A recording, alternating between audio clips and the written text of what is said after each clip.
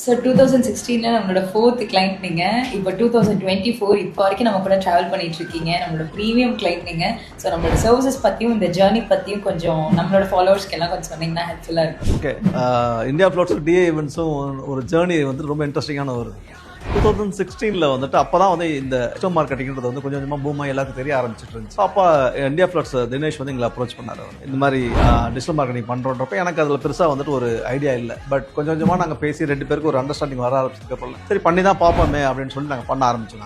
But பண்ணி கொஞ்ச நாள்லேயே பார்த்தீங்கன்னா வந்துட்டு ரிசல்ட் கொஞ்சம் கொஞ்சமாக வர ஆரம்பிச்சோன்னா வந்துட்டு ஒரு கான்ஃபிடென்ட் வர ஆரம்பிச்சிச்சு. ஓகே, இது கரெக்டாக போகுது, இந்த ட்ராவல் வந்து கரெக்டாக இருக்கிற மாதிரி நாங்கள் வந்து நம்ப ஆரம்பிச்சோம். நாங்கள் அதுலேருந்து கொஞ்சம் கொஞ்சமாக போக போக பார்க்குறப்ப இல்லை, ஒரு ஓவர் தி ஸ்டேஜில் பார்த்தீங்க அப்படின்னா வந்துட்டு ஈவெண்ட் இண்டஸ்ட்ரி சென்னைன்னு சொல்லி தேட ஆரம்பித்தாலே வந்துட்டு டிஏ ஈவெண்ட்ஸ் வர மாதிரியான ஒரு விஷயம் ஒன்று ஃபார்ம் ஆகிடுச்சு கூகுளில்.